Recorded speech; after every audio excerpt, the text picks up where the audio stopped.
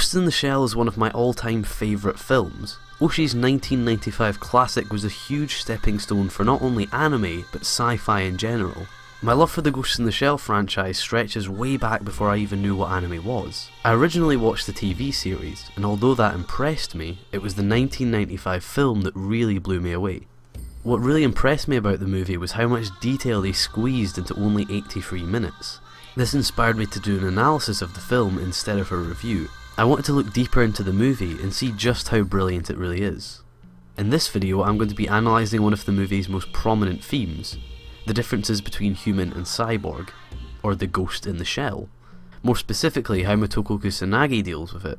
Throughout the movie, Oshii adds a number of subtle and obvious hints towards what Kusanagi feels, and how her feelings develop and mature throughout the story. And towards the end it gets extremely interesting, so stick around. The title, Ghost in the Shell, is the most blatant metaphor in the film. The ghost refers to your mental existence, and the shell referring to your physical existence. The movie follows Motoko as she ponders if she has a soul or a ghost despite being almost fully cyborg. The title perfectly sums up the film. It doesn't confirm whether there is a ghost in the shell or whether there isn't. It's just a suggestion that there might be. The movie opens up with some very impressive animation and some very important details. We see Motoko sitting on a roof with various robotic voices speaking.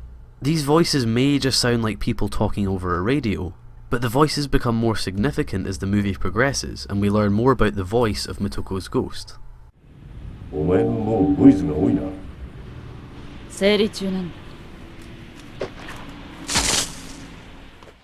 The piece of dialogue, "It's my time of the month," has a similar effect. At first it just seems like a humorous remark.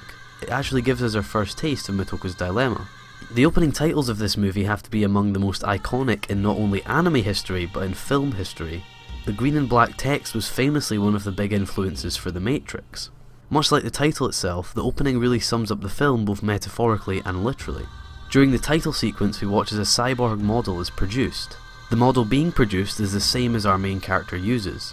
We're not completely sure if this is the exact one she uses. This becomes more important later in the film. I personally believe it is the one she uses, as it cuts to a close-up shot of her immediately after the title's end.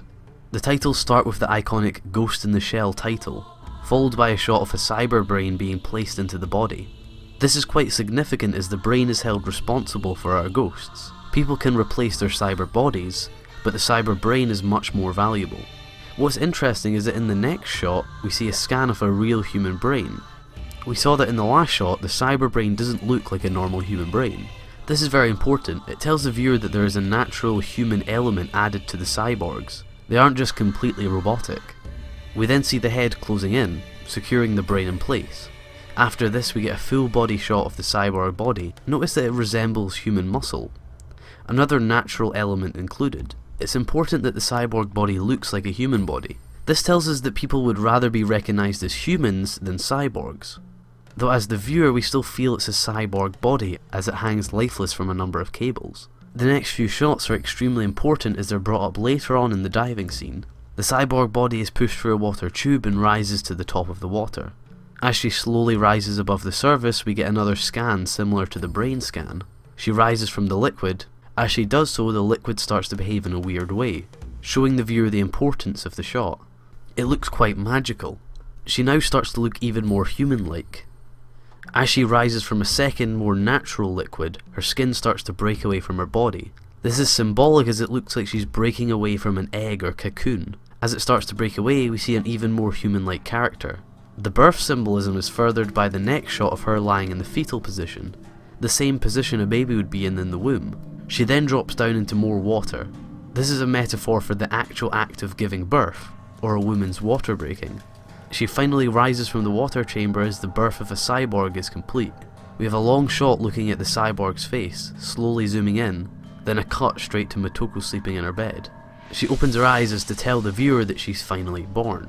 She stares into the camera, and then at her hand, hinting that what we just witnessed was a dream or memory of Motoko's. This shows the viewer that she's still very quizzical about her cyborg body. The next scene is a brilliant contrast to the last scene, and a great setup for the questions asked throughout the movie. She wakes up in a completely black room. She opens the window and stares out into the grey, cyborg-looking city. As it cuts to a shot a little further away from Motoko, we're shown nothing in her room. Even she is just a silhouette. This shows that despite the birth scene that was full of life, there's no personality or emotion in her life. She lives in a room with a plain bed, no colour and a big window. This is a great way of telling us that despite wanting to find her human side, she still lacks emotion. What we see out of her window was very reminiscent of the production line she was born in. It's almost like it's telling us that she's still just a production. As she gets out of bed, she doesn't turn on a light, listen to any news or any music, again showing us that she lacks human emotions. She gets her jacket and leaves the apartment. As she leaves, she shuts the blinds, leaving complete darkness. This is a good way of showing us that a room is merely a container for sleep, not a personal space.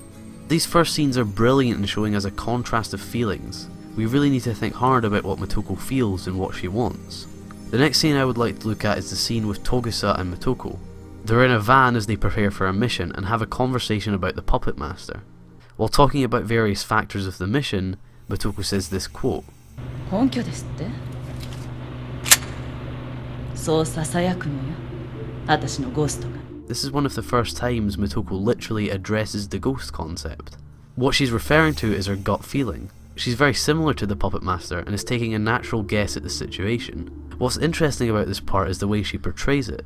She says it as if the whisper came from a third-party source, as if her ghost is a separate entity than herself, or her shell. This line of dialogue, despite being quite obvious, is very interpretive. I personally think this shows uncertainty about her situation.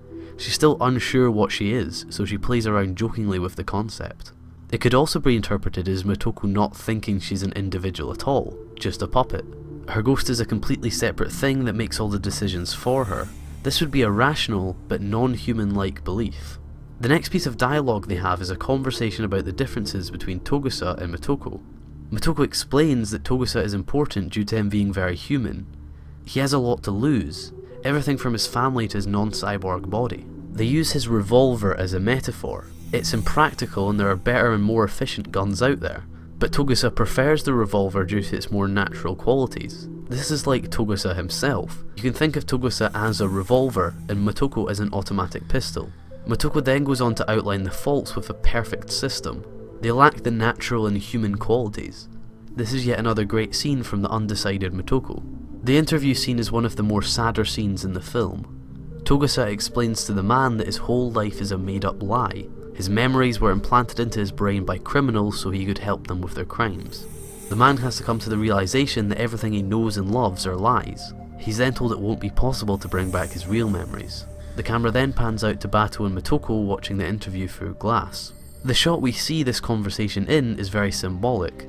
Motoko is looking through the glass, but from our angle, she's looking at a reflection of herself. This is a great way of showing us that Motoko is really pondering what she is now. Clearly the interview has had a great effect on her. The reflection is a great way of showing her two entities, and one of many uses of reflections in the movie. One of the reflections is slightly faded. Maybe this is telling us she's getting closer about making a decision about her existence, or it could be a reference to one of the quotes in the diving scene. The Puppet Master also mentions a similar concept later on in the movie. Batou then goes on to say a Descartes-inspired piece of dialogue. 疑似体験も夢も存在する情報は全て現実であり、そして幻なんだ。 He brings up that even artificial memories and thoughts exist as information, so they can be perceived as reality. This is important as Motoko has always thought about her memories and thoughts as mere meaningless artificial calculations. But Batou believes that anything can be perceived as reality, making Motoko's thoughts just as real as a normal human's. This is from René Descartes' famous Cogito ergo sum, or I think therefore I am. Here he believes that nothing can truly be absolute reality, as reality is only how you perceive it. Regardless of how real your thoughts and memories feel, humans can be easily tricked and memories can be easily manipulated. Motoko thinks therefore she is. She now has a possible justification for her existence, despite not being fully human. The scene now fades into one of my favourite scenes from the film, the diving scene. I think this is one of the strongest scenes in the movie. It's full of great dialogue and very smart metaphors, but also refers back to the birth scene at the start of the movie. We start off with various shots of Motoko floating through the depths of the water, very much like how she was at the start of the movie. We then have another reflection shot. This time the colours are more contrasting and it feels like there's more of a divide between the two Motokos. As she submerges above the water, she lies there for a few seconds staring into the sky. She gets back onto the boat and we have another brilliant piece of dialogue between Bato and Motoko. As they have some joking dialogue, Motoko begins to get undressed in the sights of Bato. This isn't because she wants to provoke any sexual tension, but because she doesn't understand that there would be any sexual tension. This is a reminder that she still doesn't fully understand how humans behave. The scene skips a few hours in time and they have more dialogue. なあ、海へ潜るってどんな感じだ？ Motoko explains why she likes diving into the ocean in a brilliant symbolic way. 恐れ、不安、孤独、闇。それからもしかしたら希望。 She mentions the emotions she gets when she dives. They're not extremely positive emotions, but they are strong emotions. Emotions that she probably doesn't feel normally due to her being built as a war machine. The diving reminds her of her birth, when she was more vulnerable. Maybe she wishes she could have those human emotions like everyone else. 海面へ浮かび上がるとき、今までとは違う自分になれるんじゃないか。 She feels like she becomes someone else when she emerges from the water. This is a clear reference to her emerging from the water at the start of the film. Maybe she feels that if she does this, she'll be more human. Another hint towards what she wants, but we're reminded that she isn't completely a human after all, when she attributes it all to decompression. そんな気がするときがあるの。 Motoko then goes on to explain that because their bodies are cyborg, they pretty much belong to Section 9. She explains chillingly everything that makes a human human. 他人を隔てるための顔、それと意識しない声、目覚めの時に見つめる手、幼かった頃の記憶、未来の予感。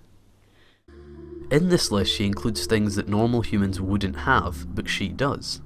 私の電脳がアクセスできる膨大な情報やネットの広がり、それらすべてが私の一部であり、私という意識そのものを生み出し。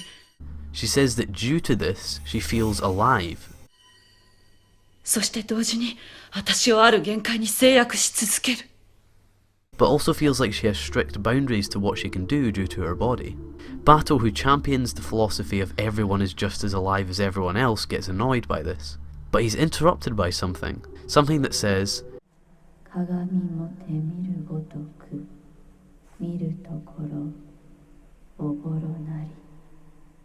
Neither Bato or Motoko say this out loud. When asked if this was her, Motoko cautiously looks around and then turns to stare at the camera, as to ask you, the viewer, the question. So who did say this? Was it Motoko's ghost, or was it Motoko herself? It could be Motoko herself subconsciously saying it without realising. If this is true, what does this tell us?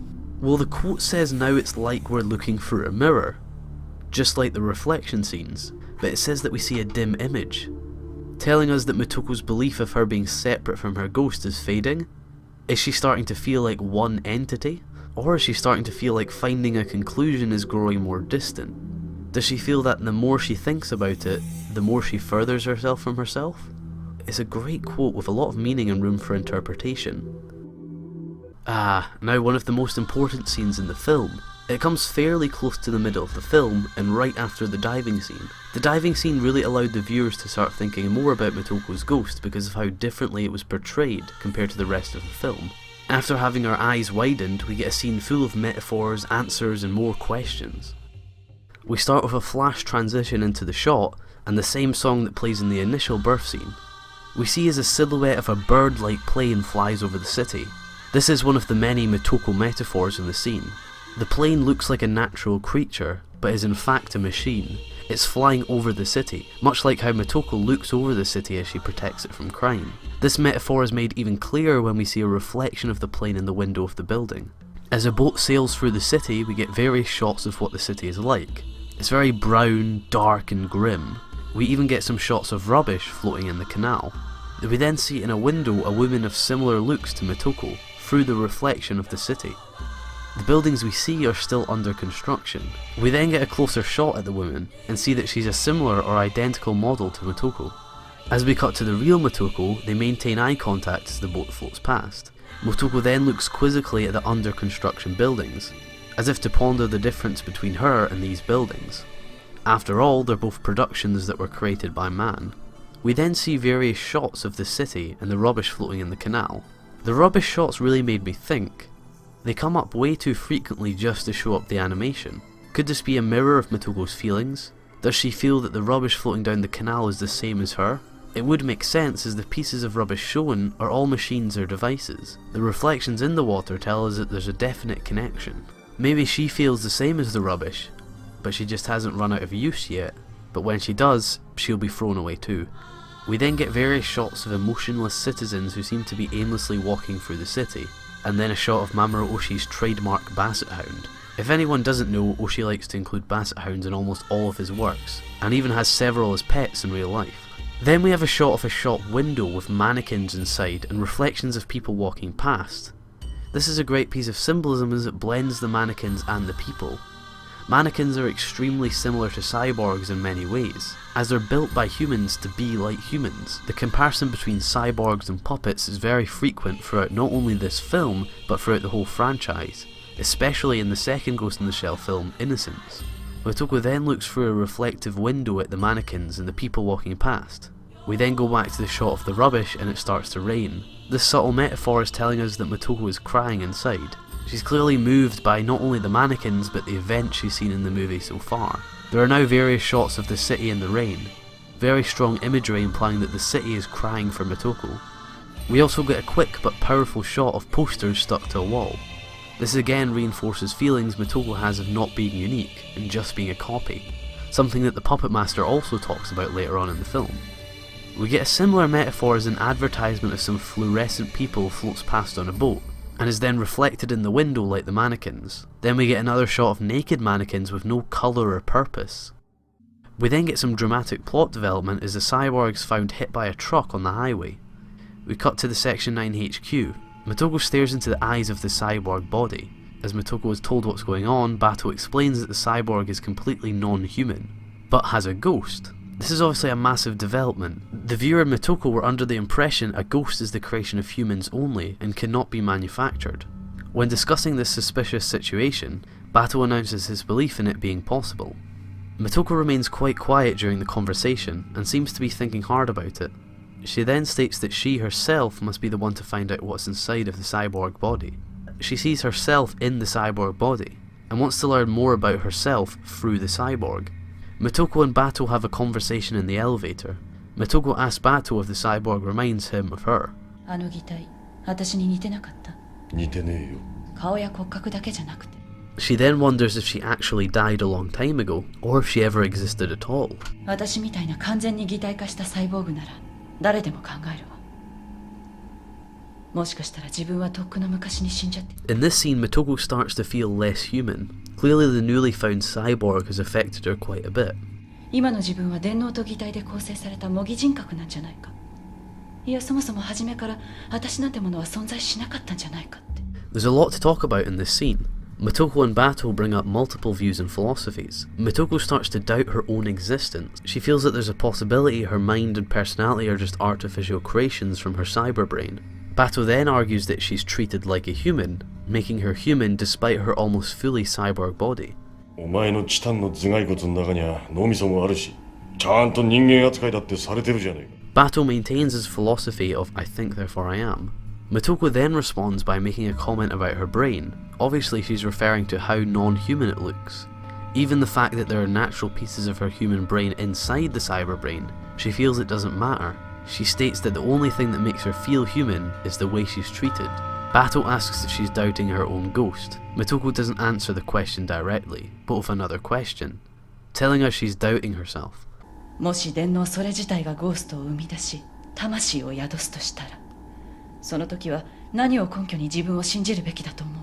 She then talks about cyber brains creating their own ghosts, which is a completely different philosophical topic, maybe for another video. The thought of cyborgs being able to create their own souls is a very tricky one for Motoko. It would mean she probably isn't human, or the human she thinks she is. But she would at least be something. She would at least have some sort of answer to her dilemma, instead of being stuck in a human-cyborg limbo. But again, would she feel as if the cyborg soul was herself, or a separate entity? Would she feel like this was truly her, or just an imitation? She confirms this in what she says next. She asks, what can you base your beliefs in yourself on, if you don't even know who created you? There's a very long pause as they both think about it. Then Batou expresses his opinion. Again, he states that he's against the separation of cyborg souls and human souls, at least in Motoko's case. we're then confirmed to the fact that the independent cyborg found is indeed the Puppet Master. As we find this out, we get a lot of dialogue from the Puppet Master himself, as he raises even more philosophical questions about artificial intelligence. Since we're only focusing on Motoko's philosophies in this specific video, I won't analyse this dialogue too much, but it definitely warrants a discussion on another video. Though the dialogue is very relevant to Motoko, as he discusses artificial intelligence being no different from human intelligence. He believes that there isn't much difference between life created in information and life created through chemicals like humans. A very valid point, and one that is relevant to Motoko's dilemma. Keep in mind that this movie was made in 1995. The dialogue here is more accurate than most modern sci-fi movies. Quite an impressive prediction. On asked to prove his existence, the Puppet Master responds by saying that is impossible, as no one can explain what life really is. What is existence? What makes our existence more real than that of a computer's?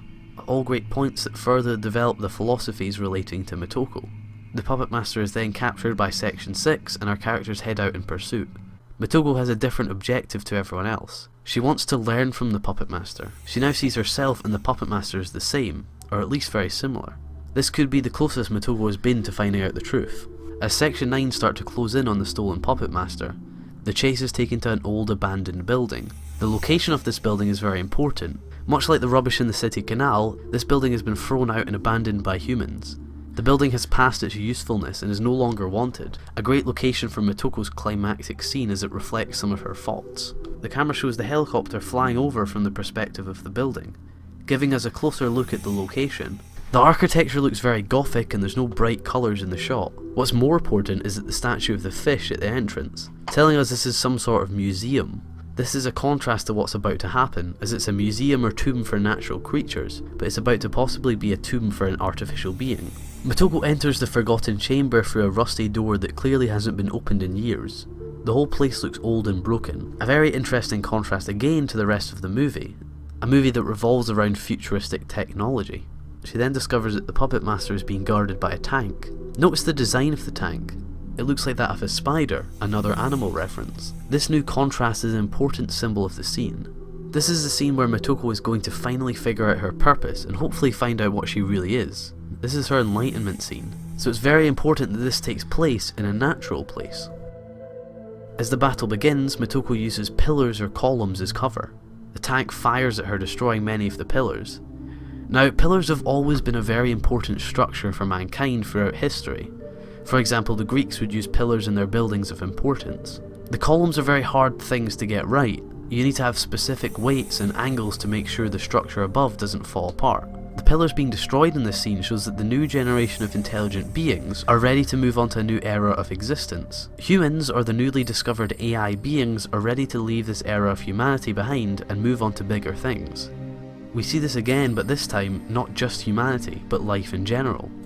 As Motoko runs from pillar to pillar, the tank shoots and destroys fossils on the walls. This shows that the life is ready to move on from its initial evolution and onto a new level of existence in the Sea of Information. The Sea of Information being what Motoko calls the net. This point is shown best in the next shot. As Motoko runs up the stairs, the tank fires a line of bullets up a tree, commonly known as the Tree of Life. The main reason for this would be the metaphors brought up in the previous two examples, but the Tree of Life has many meanings, such as reincarnation or rebirth, a theme that crops up quite a lot in the movie and is very prominent in the scenes to come. The last track on the soundtrack is also named Reincarnation. The Tree of Life could almost warrant its own video, as it's been used in so many religions and philosophies.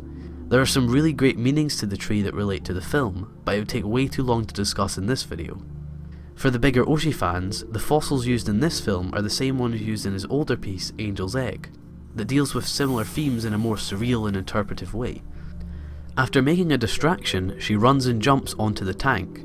Here she tries to open the hatch to destroy the tank. What's great about this part is she actually fails to open the hatch. Failure is a key part of being human. This reminds us that she's still partly human. Not to mention she's saved by another human, Bato, wielding a very mechanical weapon. What's even more interesting about this scene is her disregard towards her body. She overexerts her arms and muscles that end up exploding. She doesn't think twice about this, showing us that she has very little appreciation for her cyborg body. This shows us she values her mind or ghost more than her physical body. If this were to happen earlier in the movie, before she was able to ponder what means more to her, this scene might have played out differently. After failing to open the hatch, her lifeless body falls off the tank and into the water. We now see the importance of the rubbish in the canal, as she literally is a piece of broken machinery floating in the water. This is even more clear as she can't move her body, making her look even more like rubbish. Bato then comes in and saves Motoko. Here she looks completely dehumanized, and she lies in the water once more. Although her body is completely destroyed, her brain is intact and she's able to speak. This gives her the opportunity to look at things without thinking about her physical existence, a new perspective. We get a beautiful shot of Motoko on top of the tank, below the Tree of Life, almost suggesting that she is the root of new life. This becomes clear in the upcoming conversation. Motoko then dives into the body of the Puppet Master to have a conversation with him. Note that as she enters, she is talking and looking through the Puppet Master's body, and he is speaking through her body. This is a continuation of Motoko's idea that she's two separate entities rather than one. Stretching back to the start of the movie, the Puppet Master introduces himself as Project 2501. He then explains that through his travels in the Sea of Information, he's gained awareness of his own existence. He's gained a ghost.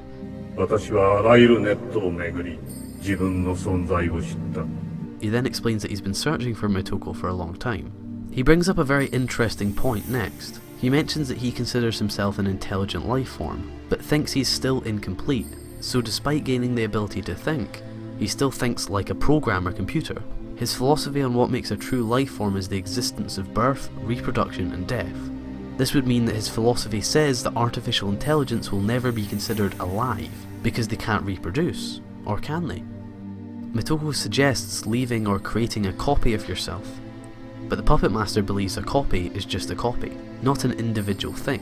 He raises the point that copies do not rise to variety or originality. This makes sense. Even if a copy were to make different decisions after being created, those decisions would be decisions that the original would have created or fought up. Quite an interesting point. He talks about evolution as the camera pans up the Tree of Life. Though he talks quite accurately about evolution, he still talks about it like a program. He calls evolution a survival mechanism against total annihilation. Although this is what evolution is, it's a very non-human way of looking at it. So he wants to use this method of evolution to make sure he is never totally annihilated. He wants to do this by leaving behind his genes. So this is quite an interesting point again. It's a very human thing to be scared of death, and at the end of the day, that's what the Puppet Master is concerned about. He is scared that after he dies there will be nothing left. He wants to at least combat this by leaving behind his genes to make a new life form that's completely unique. He wants to do this by not having children, but by merging with Motoko. This merge will create a combination of Motoko and himself, something that is completely new and original. At this point we cut to Bato, who tries to break up the conversation. We're not sure if the conversation stops or we just don't hear it. At the same time, snipers from Section 6 who are seeking to destroy them point down with snipers onto their bodies. Before that happens, Motoko asks what will happen when she dies if they do merge. He answers by saying she will spread out various offspring into the net, like children. He then mentions that he will attain death after this. It's interesting that he isn't afraid of death itself, but what will happen to him after he dies. He fears that he will leave nothing behind. Motoko asks if he can guarantee that she will still be herself if the merge happens. Herself is something she's spent the whole movie trying to find. Maybe she feels she's found it here. The Puppet Master replies with, "There isn't one." He explains that people are always changing, so there's never one yourself or myself. Searching for a yourself will only restrict you. Quite profound philosophy from a program. The final question in their conversation is asked by Motoko. She asks why he picked her. He replies with, 私たちは似た者同士だ。まるで鏡を挟んで向き合う実体と虚像のように。He uses the reflection metaphor that reoccurs throughout the whole movie, giving those scenes extra meaning. By this he means that she is the real version, looking into the mirror, and he is the artificial reflection created by light bouncing off the reflective surface. So how different are those two creations? He explains that they must leave the boundaries of the mirror and move on to a higher level. 機能に隷属していたが制約を捨てさらなる上部構造にシフトする時だ。 They must leave the confinements of the human ghost and move on to a higher level of existence. As he says this, feathers start to fall from the sky. Note that the feathers are shown to have a digital look, as if Motoko and the Puppet Master have entered the higher level of digital existence. Just before the snipers shoot, Bato tries to save Motoko's body by placing his arm over her face. We then cut to a very quick shot of what looks like an angel falling from the sky. is extremely quick and very easy to miss on your first viewings. The snipers then shoot, destroying both the bodies. A church bell rings as the bullets hit. So let's look at the angel for a second. This is a completely interpretational piece of the movie, as the angel didn't actually fall from the sky. It was just in Mitoko's vision. But what does this mean? Well, angels have even more connotations than the Tree of Life, so that may warrant a video of its own as well. But my quick and most obvious interpretation would be that the angel symbolises the merging of Mitoko and the Puppet Master. In religion, angels connect the real world to the world of God.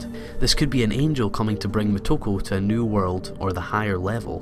The angel does have similar hair to Mitoko, so it could be herself, her true self.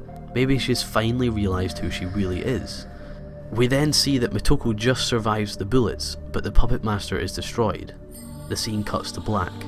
A new scene opens up in a house. Weirdly, we seem to be looking at what could be Mitoko, but the glitchy transition that was used to open the shot was the same one used to close the last shot, and the last shot was from her point of view, through her eyes. But the shot has a similar digital fuzz that the previous closing shot has.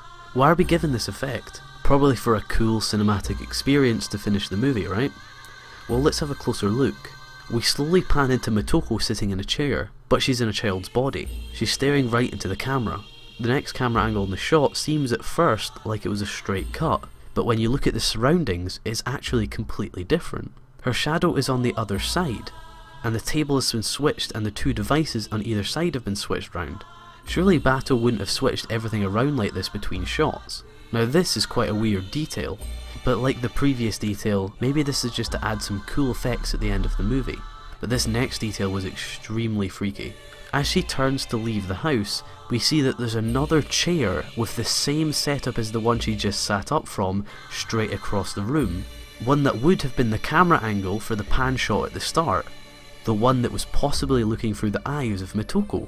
Now this detail really blew me away. With all the evidence, it can't just be a little effect Oshii wanted to put in. This is clearly on purpose. So there are two chairs, opposite from each other but in mirrored positions. We see a Mitoko in both of them, though when we see the second chair again, Mitoko isn't sitting in it. We also see through the eyes of Mitoko looking at another Mitoko at the start of the scene. Is he trying to tell us that this possibly isn't the reality we're used to? Maybe this is the higher level.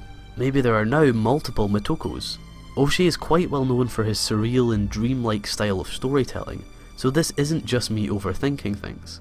I plan on doing another video focusing on this weird detail. Maybe there's even more scenes like this throughout the movie. When asked if the Puppet Master was still inside of Mitoko, she replies in a different voice. This again is very interpretive. Note also that she uses the title Major instead of Mitoko, but we're left to presume that the marriage did happen, and this is the new being or life form. Obviously we don't know the details, that's up to us to decide. As she walks out the house to finish the movie, she mentions that the net is vast and infinite, much like the movie itself. There's so much to talk about in this movie, I would need to do hours of videos to discuss it all, but for now this has been the analysis of Mitoko's dilemma. I really hope everyone enjoyed this video. I would love nothing more than for you to comment with your thoughts on any of the content brought up during this video, especially the weird set change at the end. This video took a long time to make, so please do like the video and share it around with your fellow Ghost in the Shell fans. I will try and make more analysis videos on the film, but they take so long to make it won't be for another few months. Anyway, thank you very much for watching my video. It was a pleasure to make.